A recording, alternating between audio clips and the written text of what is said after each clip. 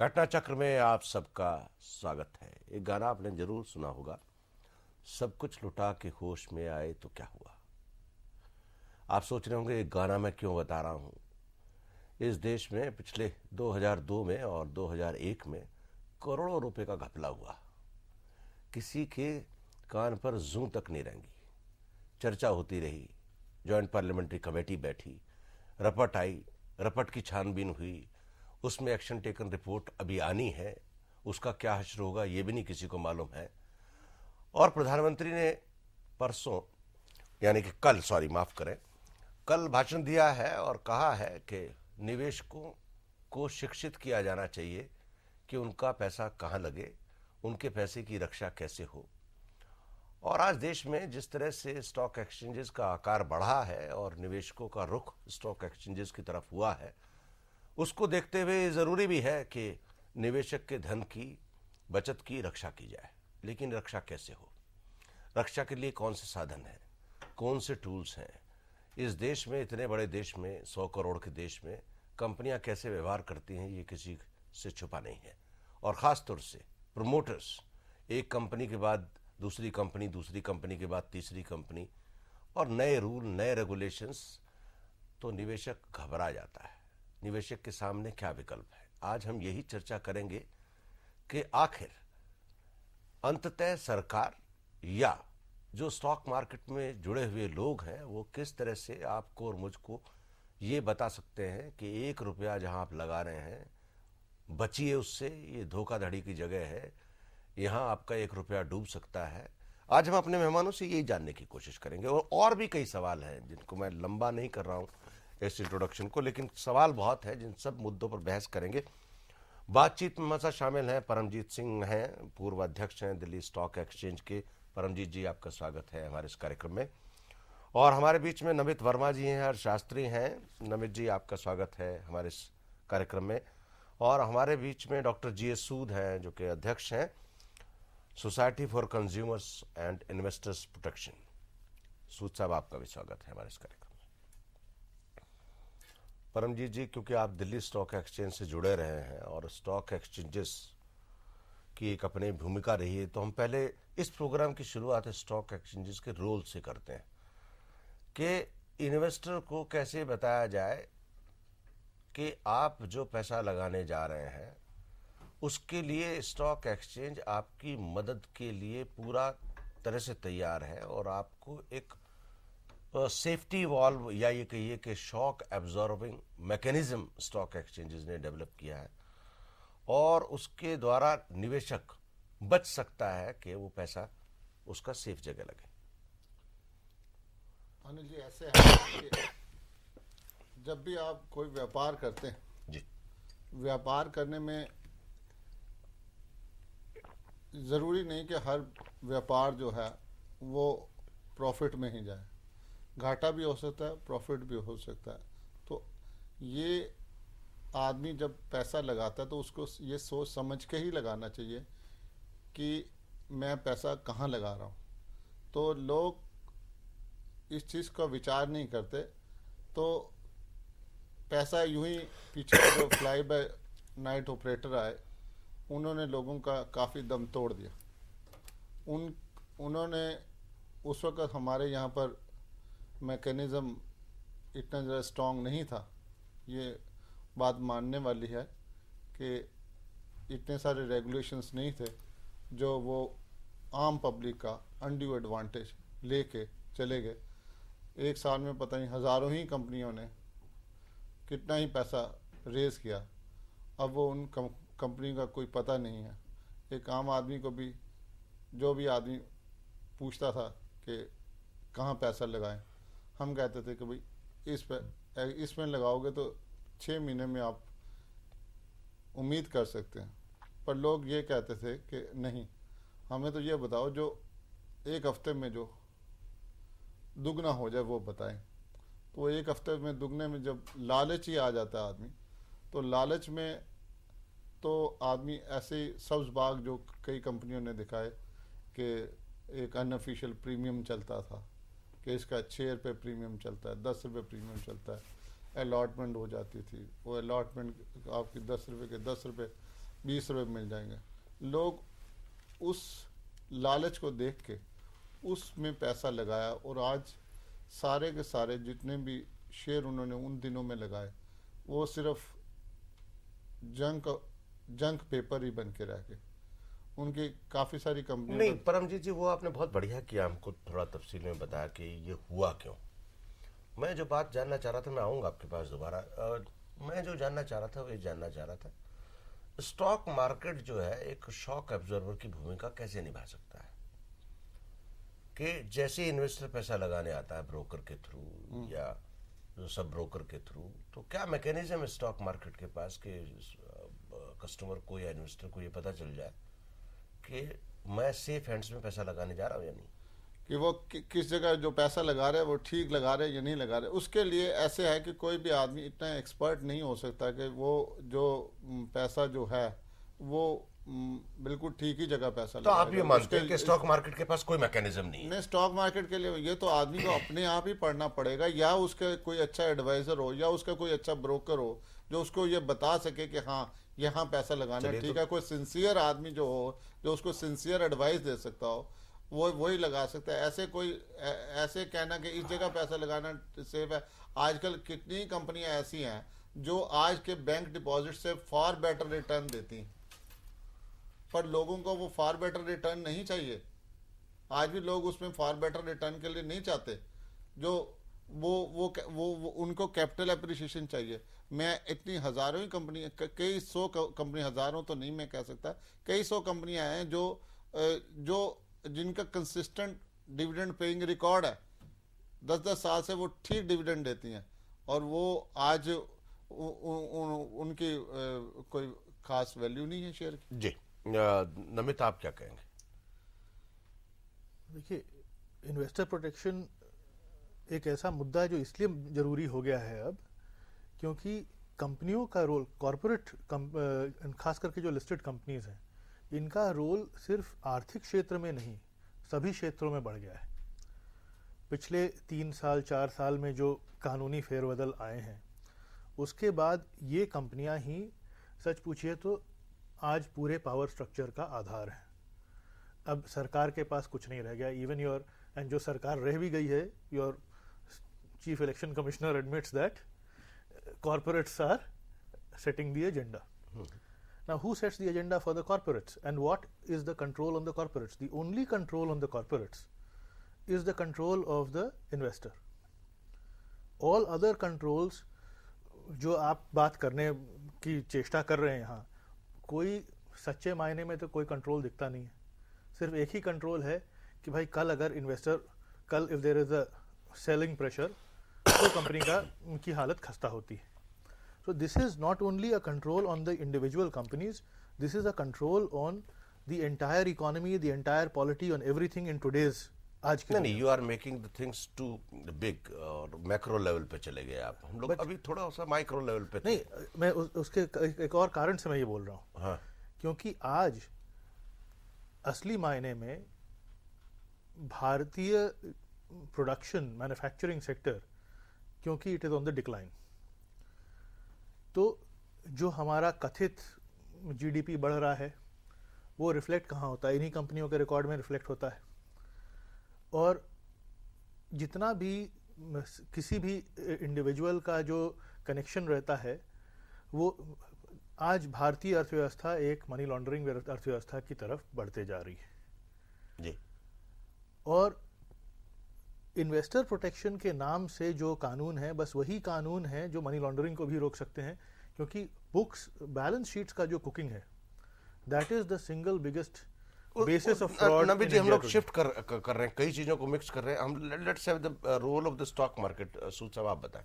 नहीं, देखिए, आपने ये कहा कि जी स्टॉक एक्सचेंजेस या स्टॉक मार्केट्स के पास क्या कोई शॉक एब्जॉर्बिंग मैकेनिज्म? जी, वर्ल्ड में किसी भी स्टॉक मार्केट के पास कोई शॉक एब्जॉर्बिंग मैकेनिज्म नहीं है। लेकिन अगर आप डेवलपमेंट्स को ट्रेस करें तो आप देखेंगे कि over a period of time जब मार्केट्स मैच्योर होती हैं, मार्केट्स मैच्योर होने से मेरा अभिप्राय है कि मार्केट्स में टेक्नोलॉजी का बेहतर इस्तेमाल होना, अधिक निवेशकों का आना, अधिक कंपनियों का होना और शेयर्स में ज़्यादा लिक्विडिटी होना, उनकी ट्रेडिंग बार बार होना, उससे आप क्या होता है कि एक प्राइस सेटअप बन जाता है हर शेयर का क्योंकि जितने सेलर हैं उतने ही बायर भी हैं, और ऐसा तो है नहीं कि सबके सब बेवकूफ़ हैं। इसका मतलब ये है कि कुछ इन्फॉर्मेशन कुछ इन्वेस्टर्स के पास है, बड़े मतलब यानी कि बहुत लार्ज नंबर ऑफ इन्वेस्टर्स के पास। तो शॉक एब्जॉर्बिंग जो बेसिकली सिस्टम है वो अपने आप काम करता है। स्टॉक एक्सचेंजेस या स्टॉक मार्केट्स के पास ऐसा कोई सिस्टम नहीं होता है कहीं पर भी वर्ल्ड ओवर। लेकिन फिर भी कितने भी आप रेगुलेशंस बना लें वर्ल्ड में, देखिए बेहतरीन रेगुलेशंस अमेरिका के माने जाते हैं। सिक्योरिटीज एक्सचेंज कमीशन सबसे पावरफुल रेगुलेटरी बॉडी वर्ल्ड की मानी जाती है, लेकिन वहां पर भी एनरॉन हुआ, वहां पर भी वर्ल्डकॉम हुआ, आर्थर एंडरसन जैसी टॉप की ऑडिटिंग और कंसल्टिंग कंपनी ने वहां पर भी घपले किए या करवाए या उन्हें कंसेंट दी अपनी।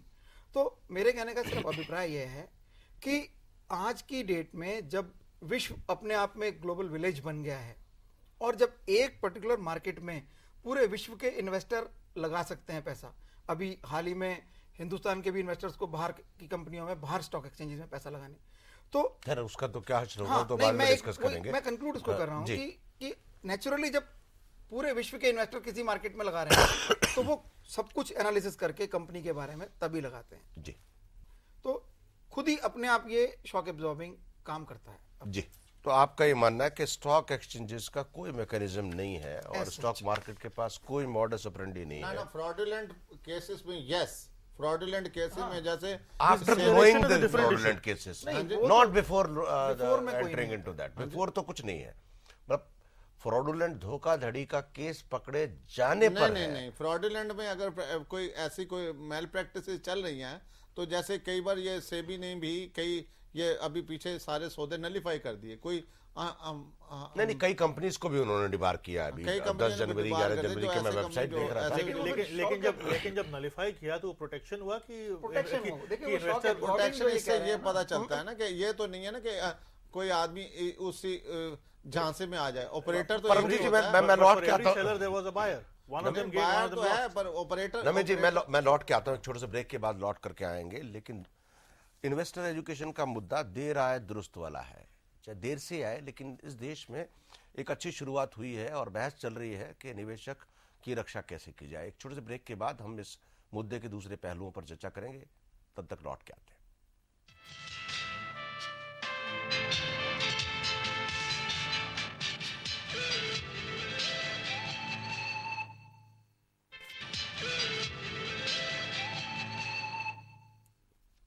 घटना चक्र में आप सबका एक बार फिर से स्वागत है। हम निवेशकों की शिक्षा पर बात कर रहे हैं कि निवेशकों को कैसे एजुकेट किया जाए कि उनका जो पैसा स्टॉक मार्केट में या लिस्टेड कंपनीज में लगने वाला है उसकी रक्षा हो सके, यानी कि पारदर्शिता की बात हो रही है कुछ हद तक कि पारदर्शिता कैसे हो। बहरहाल इस मुद्दे पर चर्चा हो रही है और बातचीत में हमारे साथ शामिल हैं परमजीत सिंह जी, नमित वर्मा जी और डॉक्टर जी एस सूद। परमजीत जी, मैं एक बात जानना चाहता हूं कि जिस तरह से हमारे यहाँ कंपनीज बनती हैं, मैं कंपनी के स्ट्रक्चर पे आ रहा हूँ, उसके बाद हम लोग आएंगे फ्रॉड पे, उसके बाद एजुकेशन की बात करेंगे तो लोगों को समझ में आ जाएगा कि चीज़ें किस तरह डेवलप होती हैं। कंपनी का गठन होता है, कंपनी चली जाती है स्टॉक मार्केट में, लिस्ट हो जाती है और एक नया इशू आता है, लोग उसमें पैसा लगाते हैं, पढ़ते हैं और कई बार पिछले दिनों 2000 से पहले जो हालत थी जिसमें नए इश्यूज बहुत आए, तो उसमें ये होता है कि कई बार ओवर सब्सक्राइब होता है इशू, 20 टाइम्स, किसी का 10 टाइम्स पब्लिसिटी होती है, तमाम तरह की चीज़ें होती हैं और वो कंपनी पता लगा 1.5 साल के अंदर दृश्य से गायब हो गई। आपने एक और शब्द का इस्तेमाल किया था, night fly bye night operators. तो फ्लाइट बाय नाइट ऑपरेटर्स इतना बड़ा मैकेनिज्म है, कंपनी बोर्ड है, स्टॉक एक्सचेंज है, उसके अंडरराइटर्स टू द शेयर्स हैं, बैंक्स हैं, जो सारे लोग इन्वॉल्व होते हैं, अंडरराइट करते हैं और पूरे 100 करोड़ का देश है, सबके सामने तस्वीर जाती है, प्रोस्पेक्टस छपता है, अखबार में पढ़ते हैं लोग और उसके बाद ओवर सब्सक्राइब होता है। ये मैकेनिज्म आज तक हमको नहीं समझ में आया कि जो कंपनियां फ्रॉड करती हैं, वेयर इज द ट्रैप जो आम इन्वेस्टर छपता है। Trap means how does this happen? नहीं, कैसे अलूर होता है इन्वेस्टर इस सब ट्रैप में। वो सब्ज बाग दिखाए जाते हैं ना, सब्ज बाग दिखाए जाते हैं कि इसका ये देखिए ये एक्सपोर्ट हो जाएगा, इसकी प्रोजेक्शन ये होगी, इसकी प्रोजेक्शन ये होगी, जी। वो ये इसका ये हो जाएगा, तो लोग सोचते हैं कि शायद यही कंपनी है, इसके तो कंपनी का पता नहीं। अब फाइनेंस कंपनी आजकल उन दिनों फाइनेंस कंपनी का बड़ा था कि फाइनेंस कंपनी तो बड़ा डिविडेंड देंगी, बड़ा कुछ करती है। तो इस तरीके से लोग उसको पढ़ के उसके बहकावे में आ गए और लोगों ने काफ़ी सारा पैसा लगा दिया। ये फाइनेंस कंपनी, फ्लोरिकल्चर, ये सब काफ़ी इन्होंने लोगों ने पढ़ा। लोगों ये नहीं है कि प्रोस्पेक्टस छपा नहीं, और उनको फिर नैप करने की कोशिश की जा रही है। काफ़ी सारी कंपनी अब नहीं मिलते, तो अब एक हाइप क्रिएट कर देते हैं ना, जैसे हाइप क्रिएट कर दिया कि हाँ बहुत बढ़िया, सुबह शाम जो भी चर्चा हो रही है उस पर ये कंपनी बहुत अच्छा हो जाएगा, बहुत अच्छा हो जाएगा। वो बहुत अच्छा वो लोग, एक आम आदमी को तो समझ नहीं आता ना कि बहुत अच्छा क्या। मैं आता हूं आपकी बात पे परमजीत जी। विजय भूषण जी लाइन पे है। विजय भूषण जी, आपका स्वागत है जन स्टूडियो में। बताएं आपका क्या सवाल है। नहीं, देखिए ऐसा है, जी। ये तो जो चीज कह रहे हैं इसमें एक चीज ध्यान रखने की ये है कि कुछ तो फ्लाई बाय नाइट ऑपरेटर्स जो आपने कहा है वो हैं, और जब हमने इस पे देखा है जी। तो उसमें ये पता चला है कि फ्लाई बाय नाइट ऑपरेटर्स की जो परसेंटेज है वो परसेंटेज काफी कम थी जी। और ज्यादा जो फर्क पड़ा है वो एक तरह की जो वेव इफेक्ट होता है कि मान लीजिए जैसे अभी हमने सन 2000 में देखा है कि टेक्नोलॉजी का बूम था, तो उस बूम के अंदर बहुत सारी कंपनियां आई, और क्योंकि उस समय बूम था और उस समय बहुत सारे शेयर हैं जिनकी पब्लिक इशू भी नहीं आया, जिनकी कीमतें आज शायद 1/10 या 1/20 रह गई हैं। तो वो एक जो वेव चलती है ना जी, एक तो कई बारी उस वेव का इफेक्ट होता है कि उस तरह की जो कंपनियां होती हैं उसके अंदर सब लोगों का एक बारी रुचि आ जाती है, और दूसरा जो फर्क होता है कि उसको देखते हुए कुछ लोग फायदा उठा के इस तरह की कंपनियां ले आते हैं।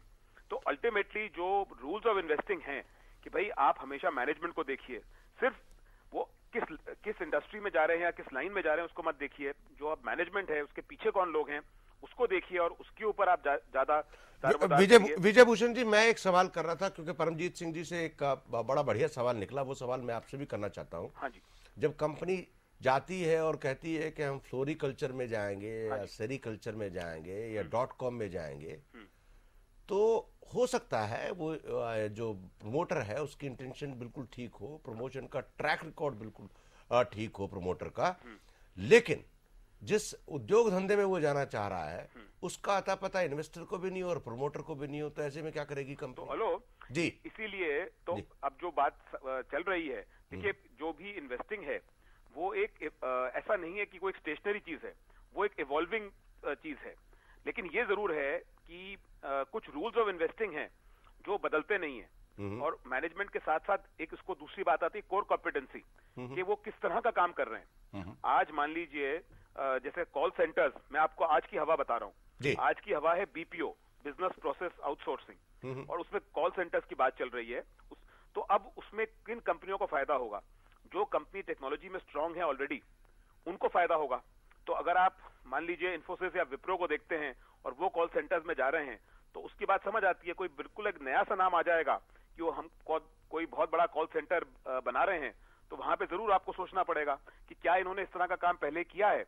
इनकी आफ्टरऑल इसको करने के लिए कोई मतलब इसमें इस ग्रुप में क्या ऐसी विशेषता है कि इस कार्य में उनको सफलता मिलेगी। तो ये एक चीज देखने वाली होती है। विजय भूषण जी, आपका बहुत बहुत शुक्रिया, आपने हमको इतनी जानकारी दी और जन टीवी में शिरकत की हमारे दर्शकों के साथ। सूद साहब, आप बताएं, इस सवाल को थोड़ा सा बदलते हैं कि जितनी इस तरह की कंपनीज आती है, क्योंकि इन्वेस्टर को जो सवाल है कि जिस तरह से प्रोस्पेक्टस में ये बताया जाता है प्रमोटर कौन है और ये बताया जाता है कौन धंधा करे, लेकिन प्रोस्पेक्टस उस उद्योग धंधे के जिसमें जा रहे हैं उसके प्रोस्पेक्ट्स के बारे में एक छोटा पैराग्राफ के अलावा, या रिस्पेक्टेड जो कहते हैं, उसके अलावा उसका ग्लोबल परसेप्शन या इंडियन परसेप्शन नहीं देता है। तो इसलिए आम इन्वेस्टर जो कि इतना ज्ञानी नहीं है, उसको धंधे के बारे में पता ही नहीं है, तो वो ट्रैप में आ जाता है। नहीं, देखिए रियलिटी तो ये है कि आम इन्वेस्टर प्रोस्पेक्टस पढ़ता ही नहीं है। अगर वो प्रोस्पेक्टस पढ़े तो काफ़ी सारी प्रॉब्लम्स शायद सॉल्व हो सकती हैं। लेकिन जैसा कि आपने कहा कि एक छोटा सा पैराग्राफ, अब ऐसी बात नहीं रही है। डिटेल्ड प्रोस्पेक्टस में सब कुछ होता है, बल्कि आपको फाइनेंशियल प्रोजेक्शंस देनी होती है आने वाले 5 सालों की। काफी रेगुलेटर्स ने देखिए नाकाबंदी की है, काफी ज्यादा मतलब ट्रांसपेरेंसी लाने की कंप्यूटर कोशिश का की जो गई। एक्सेल प्रोग्राम है वो प्रोजेक्शंस देने का ही काम करता है। नहीं, वो प्रोजेक्शन देने का काम करता है, लेकिन ये आपको देखना होता है, जैसा कि देखिए कभी भी किसी नए इशू में लगाने के वक्त बात चल रही है नए इशू की, और शायद विजय भूषण जी ने एक और जिक्र किया बीपीओ के, बीपीओ की हाइप चली हुई है इस वक्त। अब देखिए अगर बिल्कुल एकदम सारी अर्थव्यवस्था खुल जाती है जब, तो बीपीओ में 50 रुपए प्रति घंटा के रेट, $50 प्रति घंटा के रेट से गिर गिर कर आज जो है रेट 13 से $15 पर घंटा आ गया है।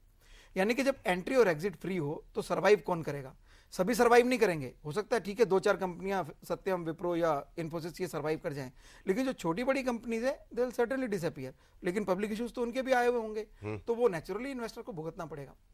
इसलिए अल्टीमेटली जब आप पैसा लगा रहे हैं तो आप इन्वेस्टर का ट्रैक रिकॉर्ड देखें, लेकिन इन्वेस्टर का ट्रैक रिकॉर्ड हमेशा कोई 100% गारंटी नहीं होती। क्या ऐसा नहीं हुआ कि टाटा की कंपनी कोई फेल नहीं हुई? आपने शायद नाम सुना होगा टाटा टिमकेन करके, शायद परमजीत जी को तो पूरी हिस्ट्री पता चली होगी। टाटा टिमकेन का आज भी Guinness book of world record में नाम है ओवर सब्सक्रिप्शन को लेकर। 1000 टाइम शायद पब्लिक इशू ओवर सब्सक्राइब हुआ था। Timken is the world's best company in bearings and Tata is the best name in India. उन दोनों ने मिलकर एक कंपनी बनाई, और वो कंपनी कहाँ है आज परमजीत जी बताएंगे आपको ढूंढकर कहाँ पर है वो। बाकी मैं ये कह रहा हूँ कि सिर्फ प्रमोटर का ट्रैक रिकॉर्ड से भी कुछ नहीं होता। देखिए एक प्रोडक्ट आपने इवॉल्व किया, शायद टाटा की इंटेंशन कभी भी फ्रॉड करने की नहीं रही होगी, टिमकेन भी ऑफ कोर्स अपना नाम कभी फ्रॉड कंपनी, लेकिन बिजनेस के हालात बदलते समय नहीं लगता, और जब बिल्कुल एकदम आप लिबरलाइज हो चुके हैं तब तो बिल्कुल ही नहीं लगता। क्योंकि देखिए आज हर बिजनेस में एंट्री फ्री है, एग्जिट फ्री है, कोई भी बिजनेस शुरू कर सकता है, कोई भी बिजनेस छोड़ के जा सकता है जी। तो ऐसे में जब प्रतियोगिता आती है बहुत ज्यादा और कट थ्रोट कंपटीशन आता है तो कोई भी बिजनेस फेल कर सकता है। जी ठीक है, चलिए एक मिनट परमजीत जी, मैं दूसरे मुद्दे पे जा रहा हूँ क्योंकि कंपनी वाला मुद्दा हो गया, समय का कंस्ट्रेंट है। एक नमित जी खूबसूरती देखिए, पिछले दिनों यूटी I-64 में घपला हुआ। बिल्कुल हुआ। मिस्टर सुब्रमण्यम जो कि चेयरमैन थे, वो एक चिट्ठी लिखते हैं हमारे फाइनेंस सेक्रेटरी को कि अगर स्टॉक मार्केट 25% बढ़ गया तो I can manage the crisis. Ajit Kumar वही चिट्ठी फाइनेंस मिनिस्टर को भेज देते हैं।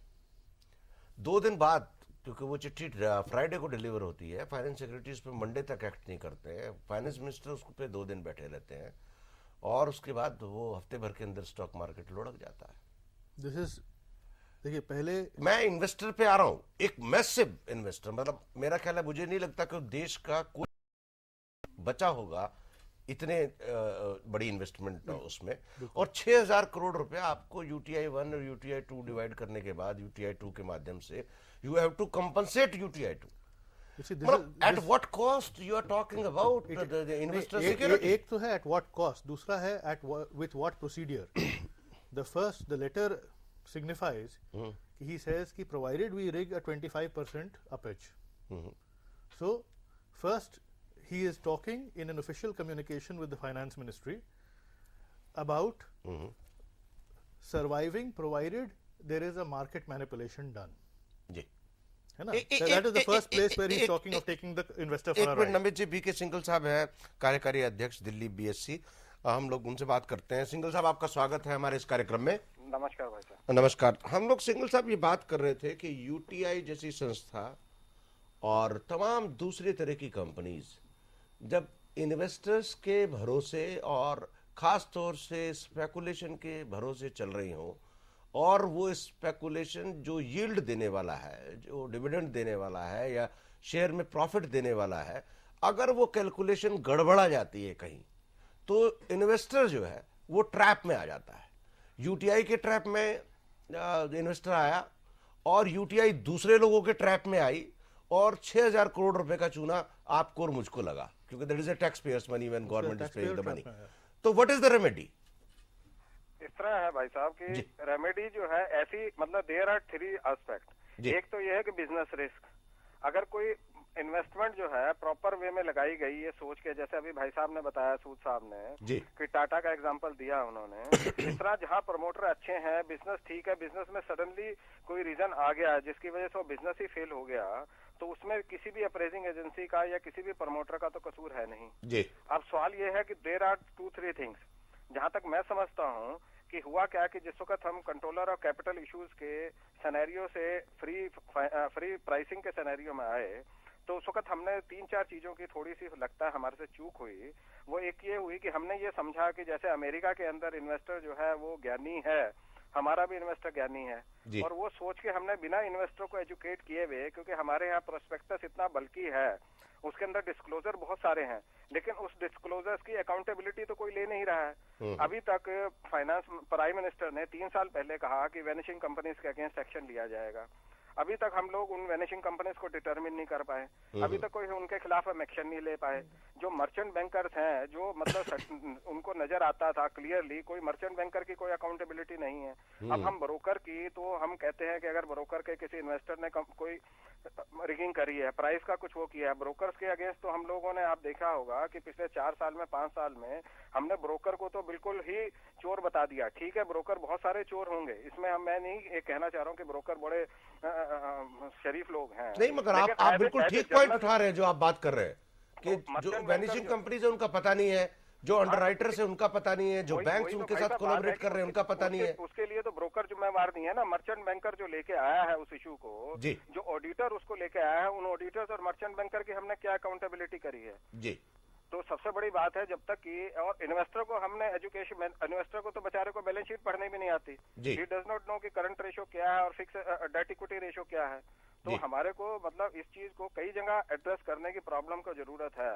धन्यवाद सिंघल साहब, आपका बहुत बहुत शुक्रिया। आपने एक मुद्दा तो बड़ा बढ़िया बताया कि खास तौर से इन्वेस्टर एजुकेशन में जो चीजें आती है उसमें ये भी बताना जरूरी है कि कौन बैंक है, कौन मर्चेंट बैंकर है, कौन अंडरराइटर है, एंड मेरा ख्याल है आने वाले दिनों में ये भी प्रोस्पेक्टस में शामिल होना है। ये तो सब लिखा हुआ रहता है। नहीं, वो तो है ही, लेकिन उनका बैकग्राउंड भी होना चाहिए। बैकग्राउंड क्या होगा इसमें, क्या बैकग्राउंड? आप मुझे एक बात बताइए, आज से 10-12 साल पहले नारायण मूर्ति की क्या बैकग्राउंड थी? He was just a technocrat. तो कहां से अब उसका शेयर कहीं मिलता है? किसी रेट पे भी नहीं मिलता है। कितना राइस है ये? तो एक आदमी को मैनेजमेंट ठीक है, पर ऐसे तो नया एंटरप्रेन्योर तो कोई कुछ कर ही नहीं सकता। मैंने एक मिनट परमजीत जी, हम लोग फिर दोबारा से उस मुद्दे पे चले गए। हम लोग बात कर रहे थे यूटीआई की सरकारी, मतलब आप ये देखिए, यूटीआई हुआ, आईडीबीआई हुआ, आईएफसीआई हुआ, ये सारे लोग पब्लिक मनी के ट्रस्टी हैं और they play with that money. लेकिन अगर ये 4-5 चेयरमैन किसी फाइनेंस मिनिस्टर को और फाइनेंस सेक्रेटरी को ये लिखते हैं कि अगर 25% स्टॉक मार्केट बढ़ जाएगा तो जो मेरी देनदारियां हैं, जो रिडम्पशन प्रेशर आने वाला है, मैं उनको बैलेंस कर लूंगा, अदरवाइज तो मैं चला जाऊंगा, और आप देश के फाइनेंस सेक्रेटरी और फाइनेंस मिनिस्टर होते हुए उस कागज पे सो जाते हैं, तो ऐसे में इन्वेस्टर दोबारा ट्रैप नहीं होगा, इस बात की क्या गारंटी है नमित? ये तो सरकारी कॉम्प्लेक्सिटी की बात है जी, है ना, कि मैनिपुलेशंस होते हैं, and this highlights the fact कि किस प्रकार, इसलिए ये चेक्स एंड बैलेंसेस का सिस्टम नहीं है, because everybody including the government is a party to it.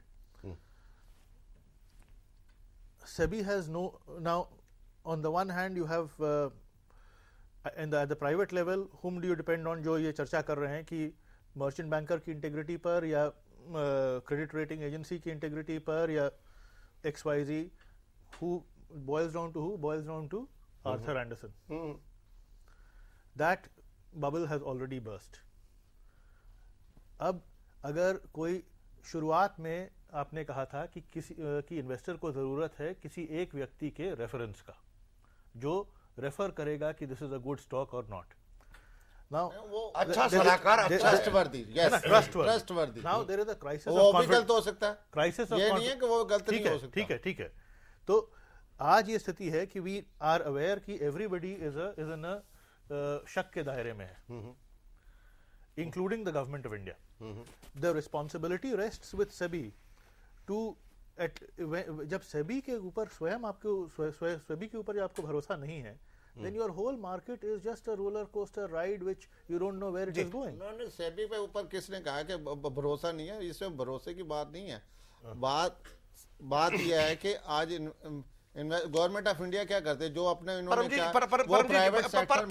Paramjit जी, मैं डिस्कशन को इधर उधर नहीं ले जाना चाहता। मैं अभी एक छोटे से ब्रेक के बाद आपके पास लौट के आने वाला हूं, क्योंकि मैं सिर्फ इस बात पे, क्योंकि जहां तक प्राइवेट कंपनीज का सवाल है उसको पे तो हम कर ही रहे हैं, लेकिन मेजर चंक जो कि इस देश के बजट से बड़ा हमारी सरकारी फाइनेंशियल इंस्टीट्यूशंस के पास है, अगर वो मिसबिहेव करते हैं तो यूटीआई पहली बार देखिए अंत में पूरा मार्केट वही डिटरमिन करता है।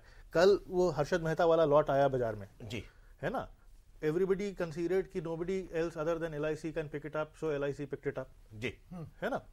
सो at the end of the day talking of 4 small players does not make sense. Your market is made or unmade depending on decisions like what your UTI chairman No, asked, IFC कि chairman, 25% IDBI 25% chairman, हमको market बढ़ाना जी। है। हम लोग लौट के आते हैं छोटे से ब्रेक के बाद, मार्केट बढ़ रहा है, कोई तो ठगाएगा। नबी जी एक छोटे से ब्रेक के बाद लौट करके आते हैं, लेकिन अगर दर्शक भी कोई सवाल करना चाहते हैं तो हमारे फोन नंबर है 2410001 2410003। छोटे से ब्रेक के बाद।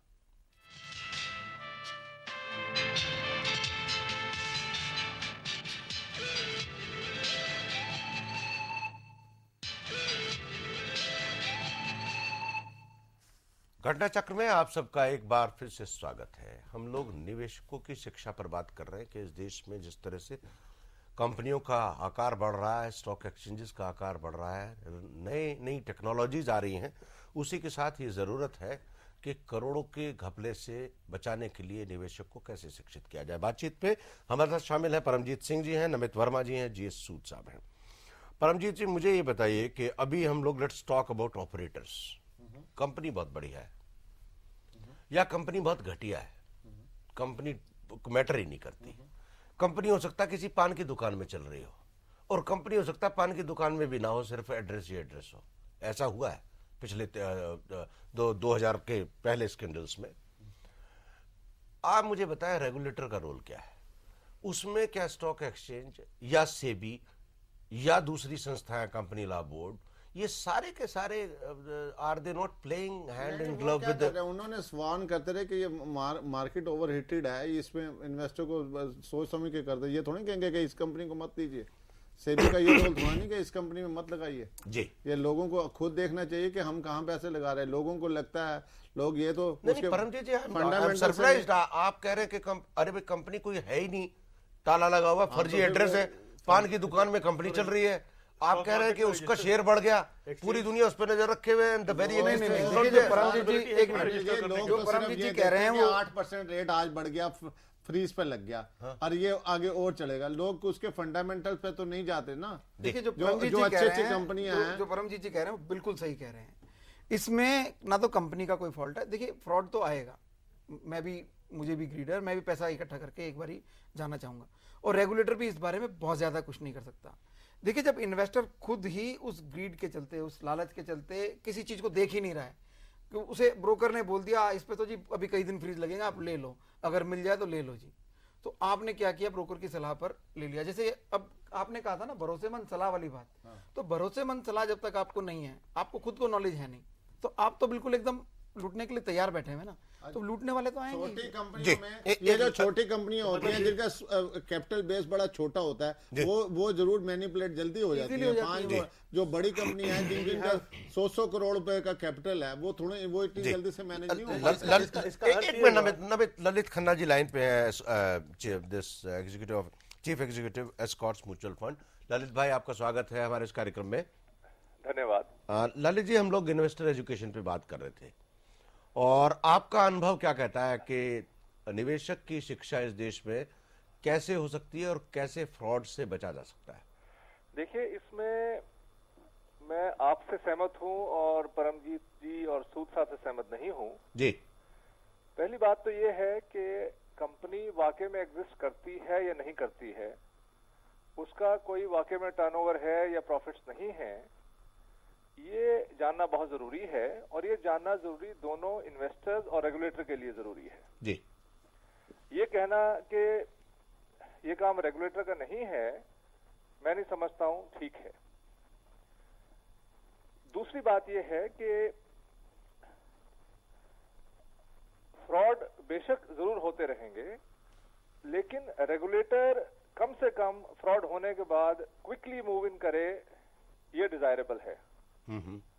और मूव इन करने के बाद, एविडेंस कलेक्ट करने के बाद क्विकली एक प्यूनिटिव एक्शन इंप्लीमेंट करे। और lastly but not the least, बहुत सा काम जो रेगुलेटर को करना है वो रिसर्च बेस्ड है। कंपनी वाकई में एग्जिस्ट करती है नहीं, डायरेक्टर्स ऑथेंटिक हैं या नहीं, वाकई में कोई बिजनेस है, बिजनेस प्लान है या नहीं, फैक्ट्रीज हैं या नहीं है।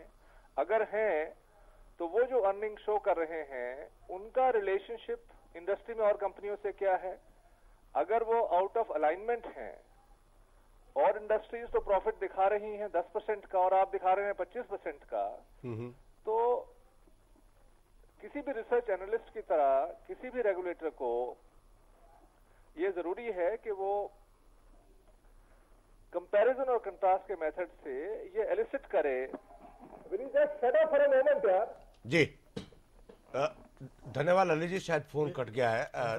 This has brought out another very interesting comparison in profiles. Ji You have a mutual fund representative ji talking about the responsibility of which should be there in the system vis-a-vis the investor, and you have a stock market brokerage approach which says that the investor is responsible for his follies ji. in going and committing suicide. Ji Now I think this is what आज के stock market की असलियत यही है कि एक इनके नज़रिए से देखिए तो जो स्वयं सुसाइड करता है वो अगर खुद पढ़ता नहीं है detailed version and therefore suicide करता है तो वो अपना वो he is the creator of his own miseries. But अगर इस लाइन से चला जाए तो फिर इवेंचुअली, क्योंकि your Arthur Andersens have failed, your various credit rating agencies have been party, your merchant bankers have been parties to fly-by-night operators. So either the common investor goes through mutual funds, जी which is emerging as the new as dominant player the of new the- advisor, new है ना? consultant. as the one, है ना। अब उसमें भी फिर यही आएगा कि the integrity of individual mutual funds. Ji So your checks and balances have been taken away from the Sood is system. disagreeing with you. Sood साहब, देखिए, मुझे ये लगता है कि जो एक मिनट परम जी, Sood want to say something. Mutual funds ने भी कभी मार्केट से बेहतर परफॉर्मेंस शायद मुझे नहीं याद पड़ता कि मैं काफी ट्रैक करता हूं मार्केट को दी हो, पहली बात। दूसरी बात, म्यूचुअल फंड के जो सीईओ हैं उनको 2-2 लाख रुपए महीना, 3-3 लाख रुपए महीना की जो सैलरी है, बेहतरी की बात नहीं वो- कर रहा हूँ, मैं एक मैं मिनट integrity की बात कर रहा हूँ। इंटेग्रिटी की ही बात बता रहा हूँ आपको। जी। What the mutual funds have been doing is they are also indulged world over, Exactly. They are also indulged in market manipulation. Exactly. जी। What they do what is I'm saying is कि so therefore the whole thing boils down to the least credible denominator amongst all the intermediaries. Since if all the intermediaries are gradually turning collaborating with the collaborating with rigging the market, then for all practical purposes we are admitting that there is no investor protection network in place. जी बिल्कुल। Investor protection किस तरीके का network चाहते हैं आप? नहीं, इससे किस तरीके का हो सकता है? बिल्कुल बहुत बढ़िया सवाल किया है। इसी सवाल पे मैं इस प्रोग्राम के तो अंतिम उसमें आने वाला हूं। छोटे से ब्रेक के बाद परमजीत जी मैं आपके पास आने वाला हूं कि इन्वेस्टर प्रोटेक्शन का रूप कैसा हो, कौन लोग इसमें शामिल होने चाहिए, क्या सरकार ही सिर्फ इन्वेस्टर प्रोटेक्शन कर सकती है या उसी के पास तंत्र है या कुछ लोग और शामिल किए जा सकते हैं इस मुहिम में, एक छोटे से ब्रेक के बाद।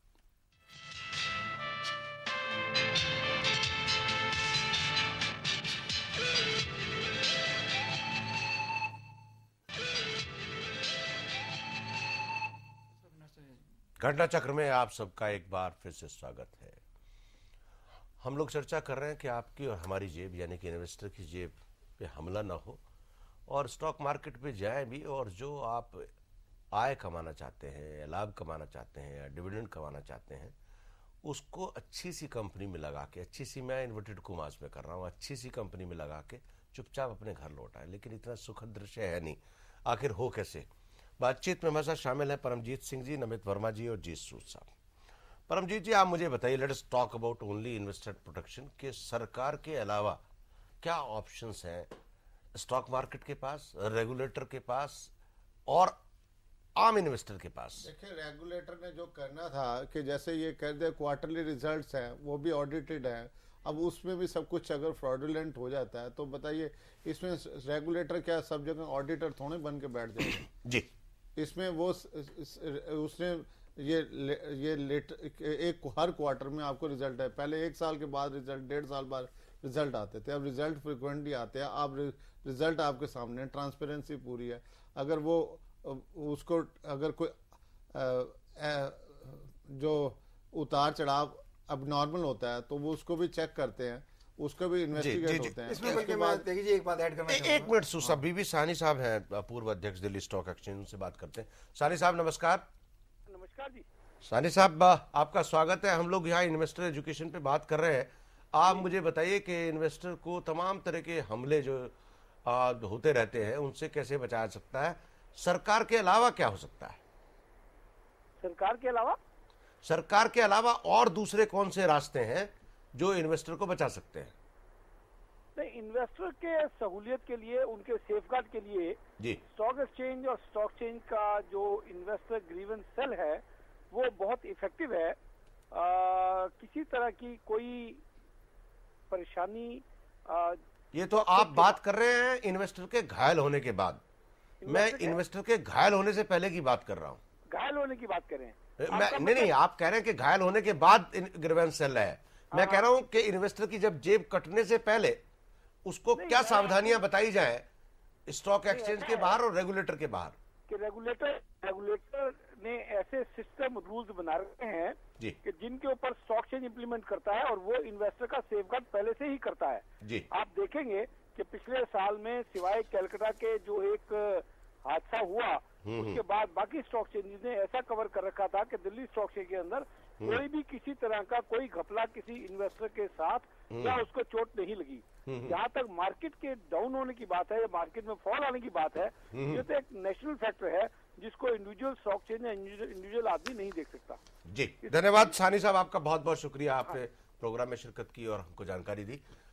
इसके लिए अनिल जी, जैसे इन्होंने देखिए, एक तो ये है क्वार्टरली रिजल्ट आ गए, डीमेटेरियलाइजेशन होंगे, लोग कंपनियां जो मैनिपुलेट खुद ही कई मैनेजमेंट करती थी, शेयर का भाव ऊपर ले जाती है, उसके लिए डीमेटेरियलाइजेशन ऑफ शेयर आ गए, वो ऑनलाइन वो तो अभी भी हो रहा है, वो आपको मेरे से ज्यादा जानकारी। एक मिनट, अब ये इन्वेस्टर को अपने आप सोच समझ के पैसा लगाना चाहिए, कौन सी इंडस्ट्री ठीक चल रही है, कौन सी खराब चल रही है, कैसे क्या करना चाहिए। ये सेबी जो कर सकती है वो जो उनके पास इंफ्रास्ट्रक्चर है वो to best of their ability वो कर ही रहे हैं, ऐसी कोई बात नहीं है। तो अगर if the best of their ability is not adequate to safeguard the investor, नहीं तो सेफगार्ड में आप बताइए ना कि क्या करना चाहिए जो मैं वहाँ वो इसका कर सके। मैं एक मिनट नहीं, अब आप एक कंज्यूमर प्रोटेक्शन, मैं इंटरप्ट कर रहा हूँ, उसी मुद्दे पर मैं आना चाह रहा था कि जैसा परमजीत जी ने कहा कि क्वार्टरली रिजल्ट भी अब रिव्यू किए जाएंगे ऑडिटर्स द्वारा। देखिए, आप बहुत ज्यादा जब रेगुलेशंस भी लगाते हैं ना तो उसका भी जो है डाइसफंक्शनल इफेक्ट, जो वोलेटिलिटी स्टॉक मार्केट की है वो खराब होती है। वोलेटिलिटी तो खराब होती ही है, लेकिन आप पूरी कंपनी का फोकस जो है वो क्वार्टरली रह गया कि मुझे क्वार्टरली रिजल्ट ठीक रखने हैं। भाड़ में गई बाद की जो परफॉर्मेंस है, सारा कंसेंट्रेशन बहुत शॉर्ट टर्म हो जाता है, जो कि कंपनी की सेहत के लिए कभी भी अच्छा नहीं होता। कंपनी को अपने लॉन्ग टर्म प्लान्स के अकॉर्डिंग चलना चाहिए। तो बहुत ज्यादा रेगुलेशन का भी कई बार जो है वो बहुत बुरा असर होता है।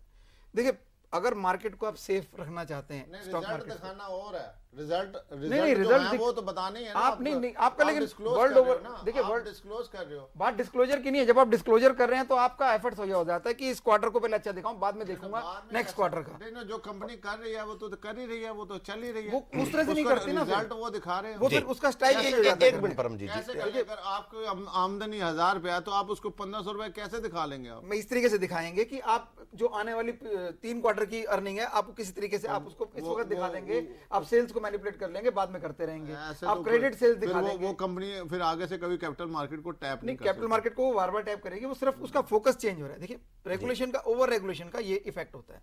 देखिए, सेफ मार्केट के 2 पिलर्स होते हैं, 2 स्तंभ हैं, वर्ल्ड ओवर आप स्टडीज हो गई हैं, एनालिसिस हो गए। एक तो मुस्तैद रेगुलेटर और एक जागरूक इन्वेस्टर। ये 2 चीजें अगर साथ मिल जाएं तो इन्वेस्टर आपके यहाँ नहीं है। मैं वही बता रहा हूं आपको। अब जागरूक इन्वेस्टर, रेगुलेटर कोशिश कर रहा है, देखिए रेगुलेटर कोशिश कर रहा है कि ज्यादा से ज्यादा पकड़ उसकी मार्केट पर बने, और इसके एग्जांपल्स परमजीत ने दिए भी कि मार्केट में मैनिपुलेशन, मार्केट में जब टर्नओवर वगैरह को भी आजकल चेक किया जाता है। एक और thing which you have to take into account, जो हम लोग जो आप ग्रीड फैक्टर की बार-बार बात करते हैं जी, we are talking about protecting the investor. Actually perhaps what needs to be done is protecting the speculator, because the person who gets taken for a ride is not an वही investor. मैं He is उसी- actually a actually speculator. उसी बात पर आ रहा हूँ मैं So- कि हम बात कर So रहे you हैं need invest small safety investors nets की, which छोटे will investors check speculation. In fact, that alone will be true investor मेरे पास protection. 1 मिनट देखिए, बचा साहब, आप मैं वही बताएं। conclude And जो करना- आप ये मतलब मैं 1 मिनट बात करना चाह रहा था कि आप इन्वेस्टर एजुकेशन की बात कर रहे हैं, तो इसमें देखिए सरकारी तंत्र आमतौर पर काम नहीं करता। इन्वेस्टर को ऑर्गेनाइज होना चाहिए, सबसे पहला जो बात है। इन्वेस्टर एक्टिविज्म की बात मैं कर रहा हूं, और उसमें एक बहुत बड़ा जो रोल है, जैसे हम लोग भी काफी इस फील्ड में काम कर रहे हैं, इन्वेस्टर ऑर्गेनाइजेशंस जो है या इन्वेस्टर प्रोटेक्शन सोसाइटीज जो हैं वो कर रही हैं। दूसरी बात जो वर्ल्ड ओवर एक बात एक्नॉलेज कर ली गई है वो ये कि इक्विटी रिसर्च ऑर्गेनाइजेशंस जो हैं, आमतौर पर अब आपको अभी टिप देता है ब्रोकर, सब ब्रोकर या आपका पड़ोसी फोन पर ये ले ले, रातों रात बढ़ जाएगा। देखिए ये जो है इस तंत्र को खत्म करना होगा। उसमें इक्विटी रिसर्च ऑर्गेनाइजेशंस अगर इंडिपेंडेंट आप आइडेंटिफाई कर सकते हैं, जिसमें कि मैं समझता हूं कि एनजीओ का बहुत बड़ा रोल हो सकता है, जहां पर कंपिटेंट लोग हैं और आपस में यूनाइट होकर इस तरह के काम, even private entities. प्राइवेट जी। एंटिटीज जिनका कि कोई इंटरेस्ट इस तरह से जुड़ा हुआ नहीं है किसी के साथ, जो स्टॉक मार्केट में No, खेल no, नहीं उनको- करते हैं। and, उनको and, अगर and, आपका then, and then regulator- you need governmental or SEBI control Exactly. of these equity research companies. Companies, और उनको Which is what the financing SEC is funding भी doing in अगर the उनको US. सरकार की तरफ से हो सके तो ये मेरे ख्याल है एक बहुत बड़ा कदम होगा सरकार की तरफ से और एनजीओ की तरफ से। चलिए So सुसाब basically, we देखते come हैं down कि to the understanding from this that stock markets, the brokers, Yeah. are seen only as traders, or they have no responsibility towards. you can't expect them to come up to that level also, because that is not their basic देखिए trade investor, also. अगर investor एक बार ही aware है, जी। अगर वो जागरूक है तो फिर सभी अपने आप ठीक हो जाएंगे। नहीं परमजीत जी, ब्रोकर से तो ये उम्मीद नहीं करनी चाहिए कि वो डॉक्टर हो जाए और ये बताए कि आप बीमार हो सकते हैं, मैं चेक कर दूं। नहीं, वो तो जो इन्वेस्टर आता है उसको पता होता है, जो हमसे पूछता है कि हाँ जी ये शेयर, हम उसको ये कहते हैं कि गारंटी कुछ नहीं है, ये हमारे यू आर ख्याल लाइक से- ए मेडिकल स्टोर के स्लिप लाओ, आपको दवाई दे देंगे। नहीं, दवाई आप ठीक नहीं, हो या नहीं हो, हमसे हम एडवाइस भी कर देते हैं, अपने क्लाइंट को एडवाइस भी करते हैं, यहाँ पे कुछ नहीं है। क्लाइंट को एडवाइस भी कर देते यहाँ हैं। पे everything is हाँ, like जब क्लाइंट off the को shelf. वो कॉन्फिडेंस में पूछता है कि हाँ भाई ये देखिए इसके क्या है, तो हम उसको एनालाइज भी करके बताते हैं, ऐसी बात नहीं है। जी, धन्यवाद। We have to render this kind of services to our clients। धन्यवाद ये बात नहीं है। परमजीत जी, आपका बहुत बहुत शुक्रिया, और नमित जी आपका भी, और सुसाब आपका भी बहुत बहुत शुक्रिया। इस बात की कोई गारंटी नहीं है इस प्रोग्राम के बाद कि आने वाले दिनों में कोई घोटाले नहीं होंगे और निवेशक की जेब नहीं कटेगी या कंपनियां घोटाला करना बंद कर देंगी और निवेशक बहुत सख्त कानून बना लेगा, क्योंकि जहां मार्केट है वहां ये बात तय है कि घोटाले होंगे। मार्केट चढ़ेगी और उतरेगी, लेकिन आपको अपने आंख नाक कान खुले रखने हैं स्टॉक मार्केट में जाने से पहले। हम लोग सोमवार को मिलेंगे नए विषय के साथ, नए मेहमानों के साथ। तब तक के लिए धन्यवाद, नमस्कार, खुदा हाफिज।